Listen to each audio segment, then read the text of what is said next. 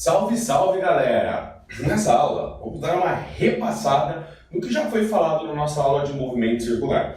Lógico, aqui eu vou te falar os pontos principais que você deve lembrar, mas eu te aconselho a procurar lá na minha playlist, procura a aula movimento circular. Depois tem uma outra parte também muito importante, que é associação de movimentos circulares. Tá? Eu acho que lá é interessante, que é a associação de polias, muito importante. Bom, então bora lá.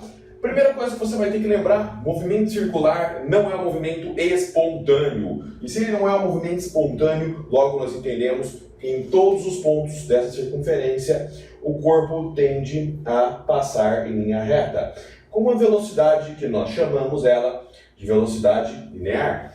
Isso é facilmente explicado pela primeira lei de Newton. Se um corpo está em movimento, ele tende a manter-se em movimento retilíneo e uniforme. Então, nós entendemos que, se esse corpo está mudando a direção e o sentido, é porque existe uma força lateral agindo sobre esse corpo.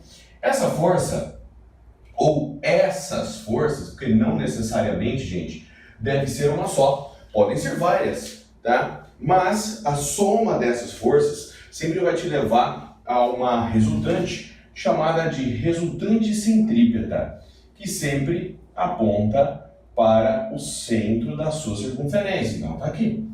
Resultante centrípeta, está aqui bonitinho.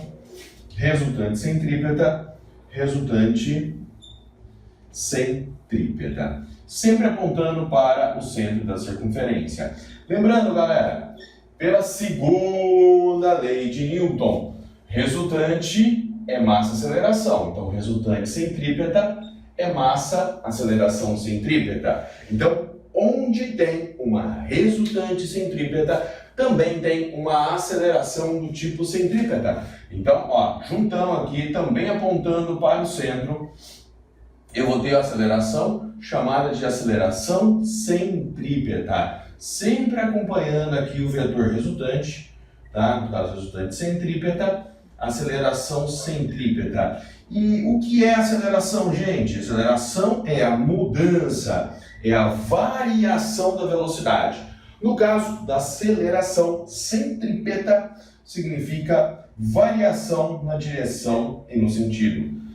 Observação, a aceleração é a variação, ela não causa. Quem causa alguma mudança são as forças. Então, quem causa a mudança na direção e no sentido é a resultante centrípeta, ou as forças que somadas representam a resultante centrípeta.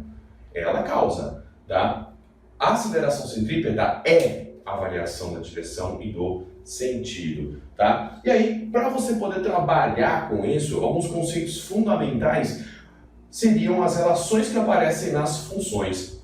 As primeiras e mais importantes, eu sempre digo que são frequência e período. Frequência, número de voltas, de oscilações que eu tenho em uma circunferência em função do tempo, cuja unidade no sistema internacional é sempre o Hertz. Por outro lado, eu também tenho que lembrar que Hertz é a mesma coisa que RPS, rotações por segundo, repetições por segundo, voltas por segundo. Isso é Hertz, tá bom? Jabur, e se estiver em minutos?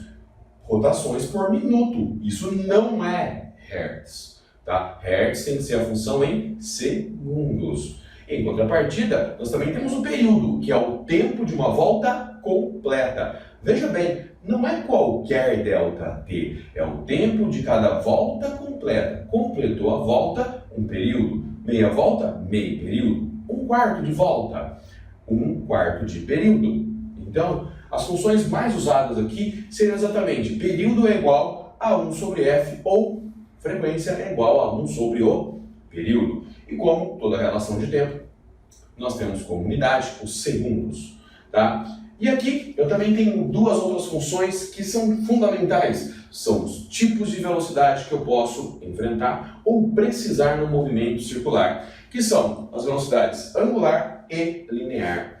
Bem, só para lembrar, velocidade angular será representada pela letra ômega. Então, velocidade angular pode ser escrita como sendo 2πf. Posso colocar que a velocidade angular é 2π sobre o período. Eu quero que você veja uma coisa muito importante. Sempre que eu for fazer a relação linear, velocidade linear, eu indico a velocidade linear pela letra V.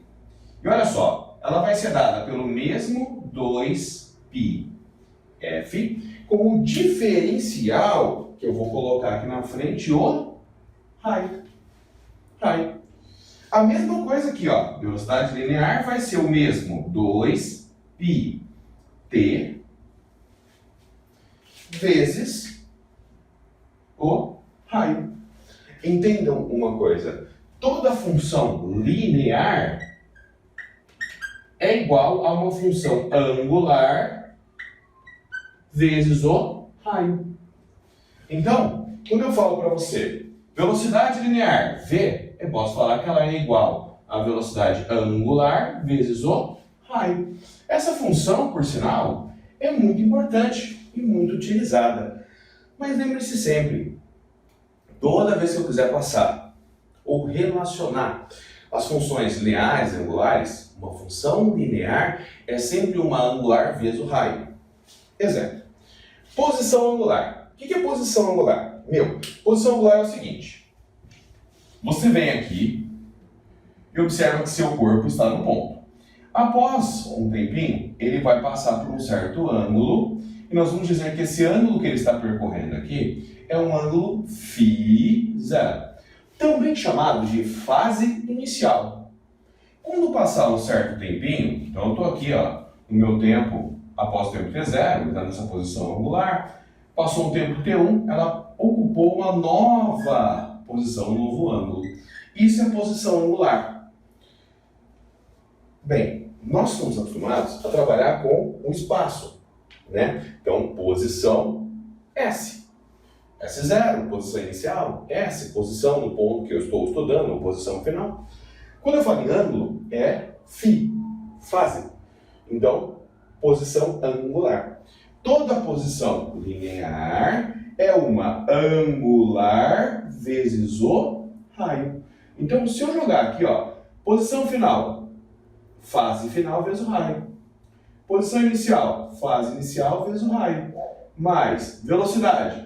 A velocidade é velocidade angular vezes o raio, vezes o tempo. Como eu tenho raio comum a todos, eu venho aqui, cortei os raios. Ao cortar os raios, eu falo para você que φ é igual a φ0 mais ômega t. Isso é uma relação muito importante, principalmente no estudo do NHS, tá?